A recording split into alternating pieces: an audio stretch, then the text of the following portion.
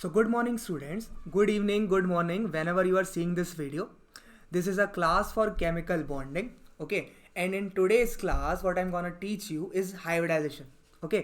हिंदी में होगी class, English में भले ही मैं इंट्रोडक्शन दे रहा हूँ, हाइब्रिडाइजेशन में हिंदी में सिखाऊंगा, ठीक है? और केमिकल बॉन्डिंग का बहुत ज़रूरी टॉपिक है हाइब्रिडाइजेशन, उसका पार्ट 1 हम आज पढ़ेंगे, उसकी फर्दर वीडियो हम अपकमिंग डेज में देखते रहेंगे। आज हम हाइब्रिडाइजेशन का इंट्रोडक्शन और कैसे हाइब्रिडाइजेशन से शेप ज्योमेट्री निकालते हैं, क्या चीज़ होती है हाइब्रिडाइजेशन, हम आज देखेंगे।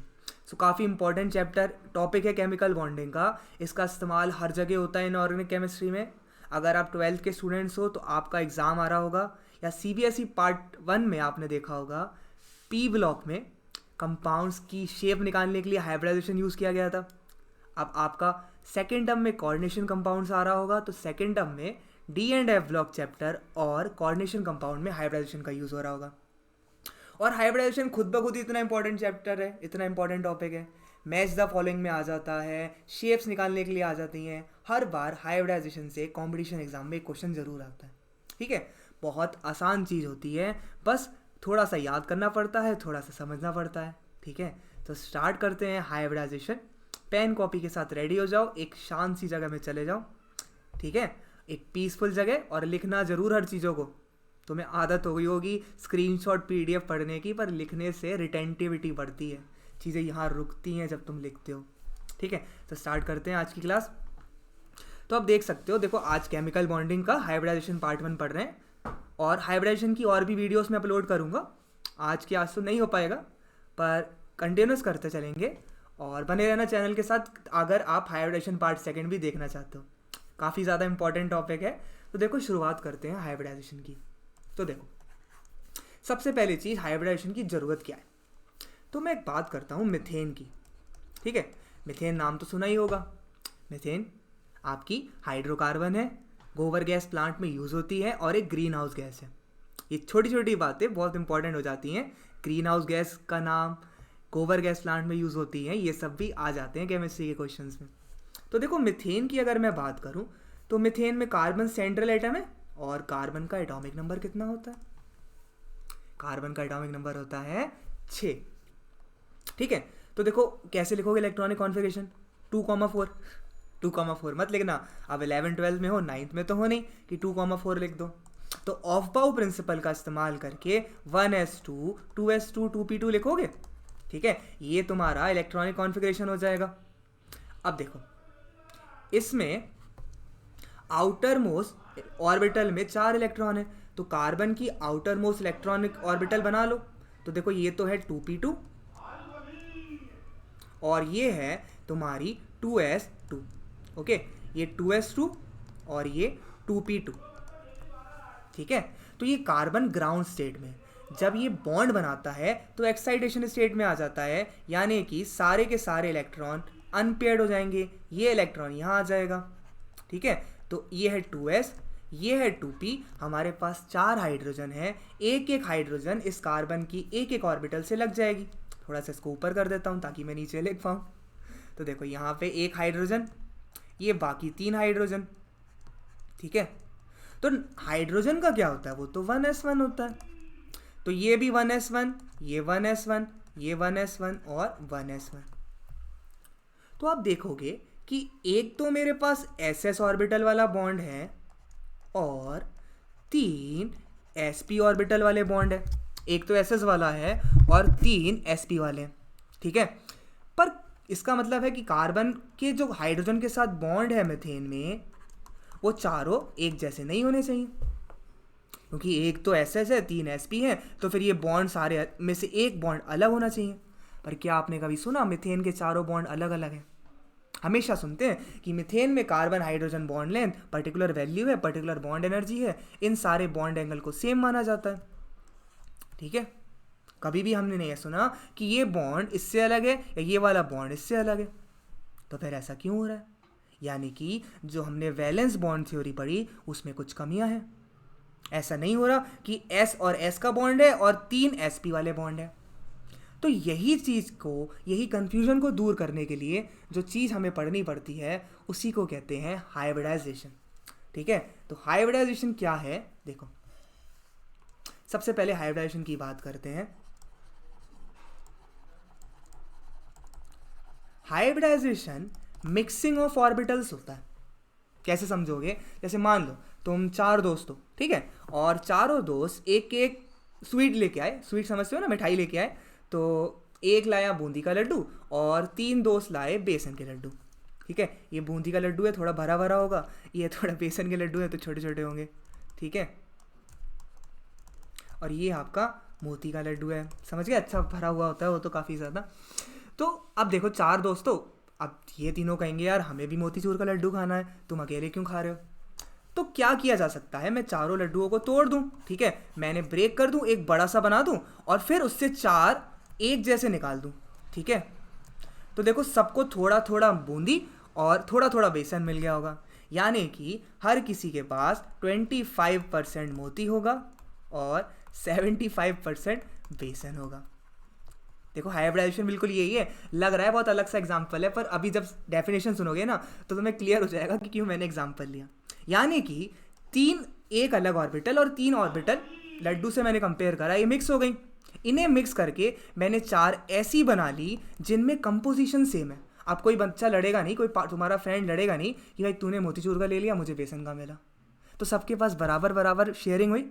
तो यही हाइब्रिडाइजेशन है। हाइब्रिडाइजेशन है intermixing of orbitals, intermixing of orbitals to get orbitals और new orbitals of similar energy, to get new orbitals of similar energy. देखो अभी समझाता हूं आपको। हमने एक एस और 3 पी की बात करी पिछले क्वेश्चन में, एक एस और 3 पी थी, तो ये हो गया मोतीचूर का लड्डू और ये मेरी 3 बेसन के लड्डू। अब क्या होगा, मैंने इन चारों को मिक्स कर लेना है और 4 छोटी छोटी sp3 नाम की ऑर्बिटल्स बना देनी है, ठीक है। अब s और p का कंपोजिशन हर ऑर्बिटल में बराबर है, ठीक है। पहले क्या हो रहा था, पहले आपका दोनों अलग अलग था, पहले आपके दोनों अलग अलग थे, लेकिन अब आपकी ऑर्बिटल्स में मिक्सिंग हो गई, ठीक है। तो ये थोड़ा सा मैं साइड पे कर देता हूँ, मेरे ख्याल से स्क्रीन छुप रही होगी, ठीक है, और पीछे भी शायद इसको भी थोड़ा सा साइड पे कर दिया अगर नहीं दिख पा रहा हो तो, ठीक है ना। तो ये आप देख सकते हो कि इंटरमिक्सिंग ऑफ ऑर्बिटल्स ही हाइब्रिडाइजेशन कहलाता है, ठीक है। आप क्या करते हो, आप ऑर्बिटल्स जिनकी एनर्जी लगभग बराबर है या थोड़ा बहुत डिफरेंस है उन्हें मिक्स कर देते हो और नई ऑर्बिटल्स बना देते हो जिन सबकी एनर्जी एक जैसी हो, ठीक है ना। तो अब जैसे ये 4 लड्डू में कंपोजिशन सेम था, इसी तरह से ये sp3 चारों एक जैसी है। इसमें 25% s का हिस्सा है, कंपोजिशन है, और 75% p का है। तो sp3 नाम की 4 ऑर्बिटल्स मिल गई। sp3 एक ऑर्बिटल का नाम है, sp3 मतलब एक ऑर्बिटल जिसमें s का हिस्सा 25% है और p का कंपोजिशन या फिर शेयर 75% है, ठीक है। तो देखो अब हाइब्रिडाइजेशन की छोटी मोटी बात कर लेते हैं, थोड़ा सा उसका कैरेक्टरिस्टिक्स देख लेते हैं। तो देखो हमेशा नंबर ऑफ हाइब्रिड ऑर्बिटल्स बराबर होती हैं नंबर ऑफ इंटरमिक्सिंग ऑर्बिटल्स के। यानी कि अगर मैंने s और p को मिलाया तो मैं 2 ऑर्बिटल मिला रहा हूँ, यानी कि मुझे 2 sp नाम की ऑर्बिटल मिलेंगी, ठीक है ना। वही बात होगी ना, एक बच्चे ने s वाला मोतीचूर का लड्डू दिया, दूसरे ने बेसन का लड्डू दिया, तो दोनों जब मिलाएंगे तो 2 लड्डू तो बनाने पड़ेंगे। एक बड़ा सा लड्डू लेके भाग थोड़ी जाओगे। ये तो नहीं कि मोतीचूर वाला भी ले लिया, बेसन का भी ले लिया, बड़ा सा लड्डू बनाया और बाय बाय। 2 बंदरों वाली कहानी होती है ना, बिल्ली वाली होती है शायद, हाँ, 2 बिल्लियों की कहानी में बंदर रोटी ले जाता है। ऐसा थोड़ी करना है कि तुम लोगों ने उन दोनों से लड्डू लिए, मिलाया और बड़ा लड्डू बनाया और लेके चलते बने। ऐसा काम नहीं करना। sp नाम की दोनों ऑर्बिटल देनी, ठीक है। तो सबसे पहली बात हमेशा याद रखना, जितनी हाइब्रिड ऑर्बिटल्स मिल रही हैं उतनी ही इंटरमिक्सिंग ऑर्बिटल्स आपको मिलेंगी। s और p, एक s है एक p है, तो उससे sp नाम की 2 ऑर्बिटल्स बनेंगी जो बिल्कुल एक जैसी होंगी। दूसरी चीज, हाइब्रिडाइजेशन का कंसेप्ट केवल सिग्मा बॉन्ड और लोन पेयर के बारे में आपको बताएगा। आपको कभी भी पाई बॉन्ड का काउंट या पाई बॉन्ड के बारे में हाइब्रिडाइजेशन से पता नहीं लगता। सिग्मा बॉन्ड समझते हो ना, जो एक्सियल बॉन्ड्स होते हैं। अगर डबल बॉन्ड है तो डबल बॉन्ड में एक सिग्मा एक पाई होता है, तो पाई के बारे में हाइब्रिडाइजेशन कभी नहीं बताएगा। वो केवल सिग्मा बॉन्ड या फिर आपको लोन पेयर्स के बारे में बता सकता है। तीसरी चीज, हाइब्रिड ऑर्बिटल्स हमेशा अपने पेरेंट्स के नाम से जाना जाती है। जब एक S और एक P मिल रहे हैं तो इसका नाम sp है। अगर एक S और दो P मिलेंगे तो इसका नाम sp2 हो जाएगा। ठीक है, और sp2 नाम के 3 चाइल्ड होंगे। ठीक है, तो पेरेंट्स जितने होते हैं उतने ही उनके चाइल्ड होते हैं। 3 पेरेंट्स तो 3 चिल्ड्रन, 2 पेरेंट तो 2 चिल्ड्रन। ओके, अब शेप ऑफ हाइब्रिड ऑर्बिटल्स की बात करते हैं। तो देखो, शेप ऑफ हाइब्रिड ऑर्बिटल्स हमेशा होती है इस तरह की। एक लोब होगा छोटा वाला और एक बड़ा लोब होगा। पर शेप ऑफ हाइब्रिड ऑर्बिटल से हमें मतलब नहीं होता, हमें फर्क पड़ता है कि हम इसको रख कैसे रहे। जैसे ये मेरा पेन है, ठीक है, ऐसे मान लो मेरे पास 3 पेन होते और मैं उन्हें ट्रायंगल की शेप में रखूं, तो मुझे पेन से थोड़ी मतलब है कि पेन सिलेंडर है। पेन को रखा कैसे है उससे पता लगेगा मेरा कंपाउंड कैसा है। तो इनको आप जिस तरह से रख देते हो ना, वही कंपाउंड की ज्योमेट्री बताता है। तो हाइब्रिड ऑर्बिटल्स के अरेंजमेंट से आपको कंपाउंड की ज्योमेट्री मिलती है। ठीक है, और अगर आप बायो के स्टूडेंट हो तो आपको हाइब्रिड का मतलब बहुत अच्छे से पता होगा। हाइब्रिड में होता है ना 2-3 कंपोजिशन, मुझे तो इतना नहीं पता, मैं बायो का नहीं, मैं तो मैथ्स का हूँ। पर हाइब्रिड का मैंने 10 तक थोड़ा बहुत सुना है कि आप डिफरेंट एनिमल के स्पीसीज को मिला के एक न्यू स्पीसीज जनरेट करते हो। ऐसे ही होता है ना हाइब्रिडाइजेशन, हाइब्रिड कुछ होता है उसमें, बट हाइब्रिड वर्ड वहीं से आया, आप मिला के कर रहे हो। ठीक है, तो हाइब्रिडाइजेशन याद रखना मिक्सिंग होती है ऑर्बिटल्स का, और उससे आपको एक जैसी एक एनर्जी वाली ऑर्बिटल्स मिलती है, और हमेशा अपने पेरेंट्स के नाम से जाना जाते हैं, और जितने पेरेंट्स होंगे उतनी हाइब्रिड ऑर्बिटल्स होंगी।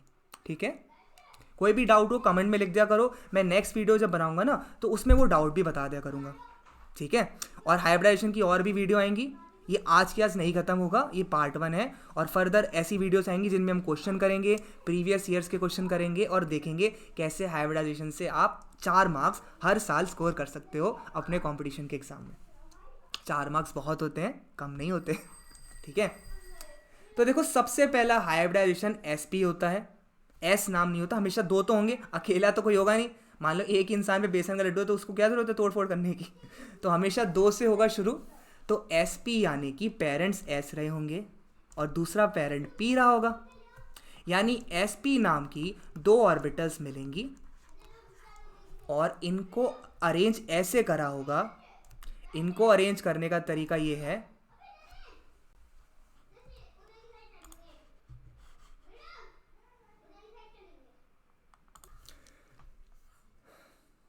थोड़ी सी टेक्निकल एरर आई थी, उस वजह से रुकना पड़ा था। टेक्निकल एरर यानी आसपास वो शोर आ रहा था।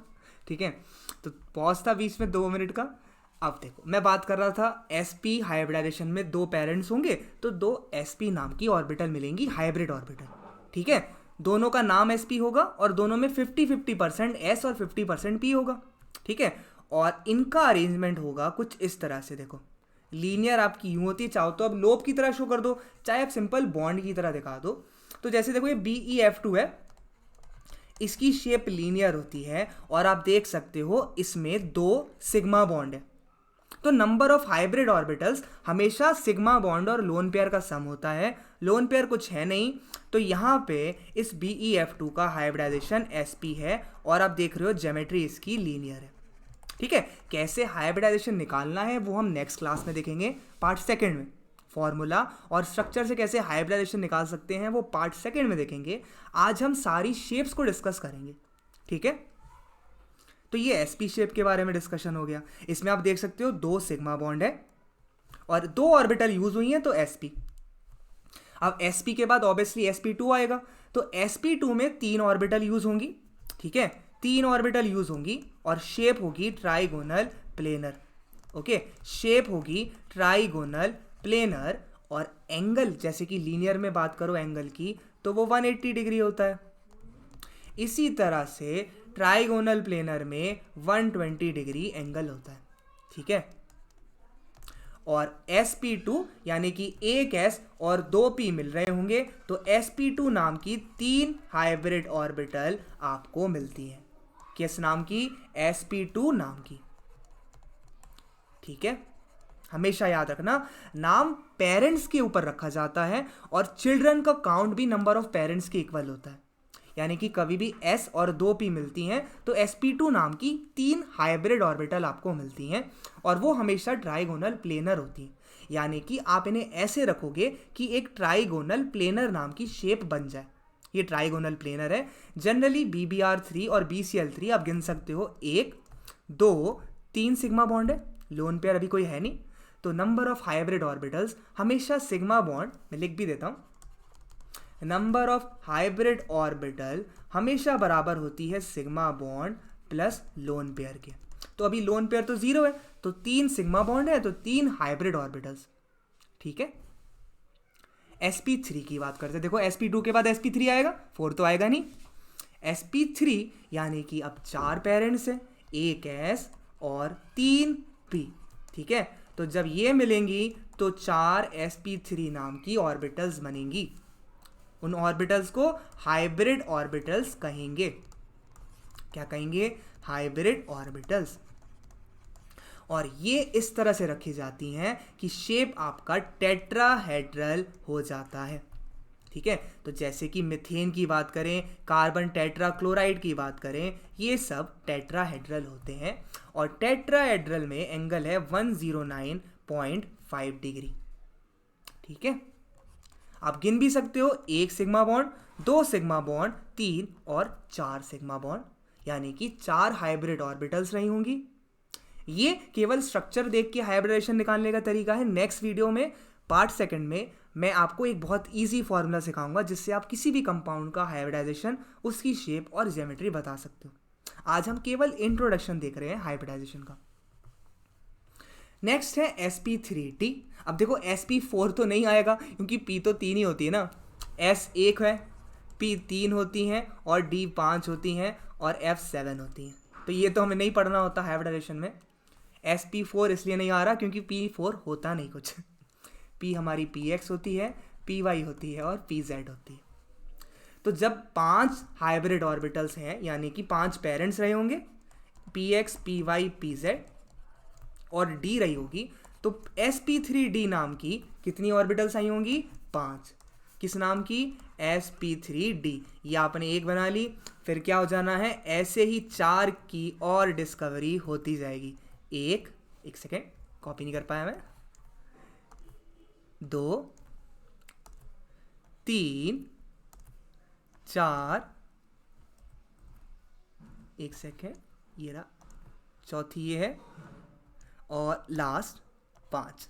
तो 5 sp3d नाम के चिल्ड्रन हुए जब आपके s 3p और 1d मिले। तो ये PCl5 PBr5। मैं आपको स्ट्रक्चर में दिखाता हूं कैसे दिखता है ट्राइगोनल पिरामिडल। देखो ट्राइगोनल पिरामिडल हमेशा ऐसे, आपका पहले आपने ये बना लिया ट्राइगोनल पिरामिडल, एक ये। ठीक है, तो ये ट्राइगोनल पिरामिडल है। हमेशा सेंटर में सेंट्रल एटम रख दो। सेंट्रल एटम फॉस्फोरस है। ठीक है, बीच में गैप छोड़ देना, मैंने गैप नहीं छोड़ा। फिर यहाँ पे Cl Cl Cl Cl Cl, ये PCl5 के लिए बनाया मैंने। ये वाले बॉन्ड इक्वेटोरियल बॉन्ड, ये एक्सियल बॉन्ड कहलाते हैं। ठीक है, और ये इक्वेटोरियल बॉन्ड कहलाते हैं। ठीक है, ये एक्सियल ऊपर वाले और इक्वेटोरियल नीचे वाले। ठीक है, तीनों इक्वली हैं। और एक्सियल बॉन्ड हमेशा वीक होते हैं। इक्वेटोरियल के कंपैरिजन में एक्सियल बॉन्ड वीक होते हैं, इसलिए ये वाली Cl इजीली रिलीज हो जाती है। तभी हमारा PCl5 बहुत रिएक्टिव होता है। ठीक है ना, PCl5 के ये Cl बहुत जल्दी छूट जाते हैं क्योंकि ये वाले बॉन्ड बहुत वीक हैं। तो PCl5, मैं एक नेक्स्ट पॉइंट पे लिख देता हूँ, नेक्स्ट पेज पे। ये देखो PCl5 में ट्राइगोनल पिरामिडल शेप होती है। यहाँ पे 2 Cl हैं, 3 Cl इक्वेटोरियल पोजीशन पे। ठीक है, ये वाले 2 Cl बहुत ज़्यादा वीक पोजीशन पे होते हैं। ये बॉन्ड बहुत वीक होता है एक्सियल वाला, तो ये Cl जल्दी निकल जाते हैं। इसलिए PCl5 एक बहुत अच्छा क्लोरीनेटिंग एजेंट भी है। ठीक है, ये बहुत अच्छा क्लोरीनेटिंग एजेंट है क्योंकि ये क्लोरीन बहुत जल्दी दे देता है क्योंकि ये बॉन्ड्स वीक हैं। ठीक है, और ये जो एक्सियल बॉन्ड है वो 180 डिग्री के एंगल पे होते हैं और इक्वेटोरियल 120 डिग्री एंगल पे होते हैं। ठीक है, 6th ऑक्टाहेड्रल। अब ऑक्टाहेड्रल यानी कि 6 हाइब्रिड ऑर्बिटल्स की गिनती है 6। ठीक है, 1 3 4 5 6। तो हाइब्रिड ऑर्बिटल्स 6 यानी 1 s 3p और 2d। ओके, तो sp3d2 नाम की 6 ऑर्बिटल्स आएंगी। इस बार मैं कॉपी नहीं कर रहा हूँ, तुम समझ ही गए होगे। टोटल 6 होंगी ये, ठीक है। तो ऐसी टोटल 6 ऑर्बिटल्स हैं। तो हमारा हाइब्रिडाइजेशन sp3d2 और शेप ऑक्टाहेड्रल होती है। तो जैसे कि आप देख सकते हो, इसको ऑक्टाहेड्रल को मैं यहाँ बना देता हूँ। सल्फर को सेंट्रल एटम रखो, फ्लोरीन ऑक्टाहेड्रल देखो ऐसा होता है आपका, ठीक है। फ्लोरीन, फ्लोरीन और फ्लोरीन, तो ये आपका ऑक्टाहेड्रल शेप है। 4 बॉन्ड प्लेन में हैं और 2 प्लेन से बाहर निकल रहे हैं, ठीक है। ये दोनों प्लेन के बाहर जा रहे हैं, ठीक है। Octahedral shape, hybridisation sp3d2। और आप देख सकते हो, काउंट करो सिग्मा बॉन्ड को 2, 3, 4, 5 और 6, ठीक है। तो हाइब्रिड ऑर्बिटल्स की गिनती lone pair plus sigma bond के बराबर होती है, पर अभी तक ऐसा कोई भी एग्जाम्पल नहीं आया जिसमें लोन पेयर है। क्योंकि लोन पेयर के बारे में बताने से पहले मैं आपको valence shell electron pair repulsion theory पढ़ाऊंगा, ठीक है। तो वो हमारी नेक्स्ट लेक्चर का टारगेट होगा। Last but not the least sp3dt, यहीं तक हमारा सिलेबस होता है, ठीक है। इसके आगे sp3d4 हमें नहीं पढ़ना, पूरी 11th 12th में नहीं पढ़ना। ट्राइगोनल बाइपिरामिडल शेप मिलती है इसमें, 7 है, यानी कि 7 ऑर्बिटल कंबाइन कर रही होंगी, यानी कि 7 सिग्मा बॉन्ड होंगे अगर कोई भी लोन पेयर नहीं। तो ICl7 इस तरह का स्ट्रक्चर बनाता है। और इसमें आपको कुछ नहीं करना, एक पहले पेंटागन बना लो। इसकी शेप कैसे होती है, देखो एक पेंटागन बनाया, पेंटागन तो पता है ना, 5 साइड वाला। फिर यहाँ पे I को रख दो, 1 bond, 2, 3, 4, 5, Cl, Cl, Cl, Cl, Cl। एक बॉन्ड ऐसे बाहर निकल रहा है और दूसरा प्लेन के बाहर यूँ निकल रहा है। 2 प्लेन के बाहर है और 5 प्लेन के अंदर है, ठीक है। और प्लेन के अंदर वालों के एंगल है 72 डिग्री। क्या एंगल है अंदर? 72 डिग्री, ठीक है ना। पता है ना, पेंटागन में हर एंगल 72 डिग्री का होगा, क्योंकि 5 अगर डायगोनल हो रहे हैं तो ये हमारा आज का लास्ट हाइब्रिड शेप था, ठीक है। नेक्स्ट लेक्चर में हमें shapes, geometry, valence shell electron pair repulsion theory और फॉर्मूला देखना है। हम डिफरेंट क्वेश्चन भी करेंगे।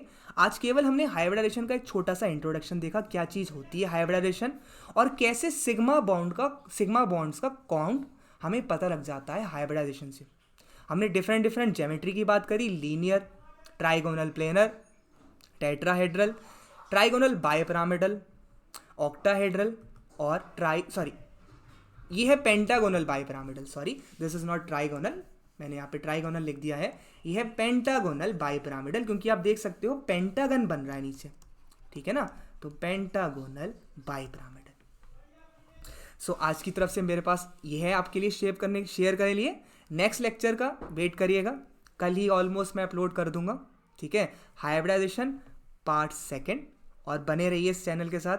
प्लीज़ देखते रहिएगा वीडियो, आप देखते रहोगे मैं और वीडियोस डालता रहूँगा, ठीक है। आपके रिस्पॉन्स आने चाहिए, कमेंट्स लिखिए क्या क्या मुझसे पूछना चाहते हो उससे रिलेटेड। कोई डाउट है मैं नेक्स्ट वीडियो में डाल दूंगा उसे। अपना पर्सनली कोई टॉपिक पढ़ना चाहते हो शेयर कर सकते हो, मैं उस पर भी वीडियो बनाऊंगा, कोशिश करूंगा उस पर बनाने की। जैसे कोई टॉपिक है जो आपको लगता है कि आपको सीखना है, उसकी कोई ट्रिक की ज़रूरत है, तो आप एज अ फीडबैक इसमें डाल सकते हो। मुझे जैसे जैसे टाइम मिलता जाएगा मैं उस टॉपिक पे भी वीडियो बनाऊंगा, ठीक है। So have a nice day, all the best. जिस भी एग्ज़ाम की प्रिपरेशन कर रहे हो, जेई की कर रहे हो, नीट की कर रहे हो, 12th का एग्ज़ाम है, 11th का एग्ज़ाम है, हर एग्ज़ाम में के लिए आपको ऑल द बेस्ट, ठीक है। Take care, bye, and please watch this video and next video whenever it comes on the YouTube. Bye. Okay.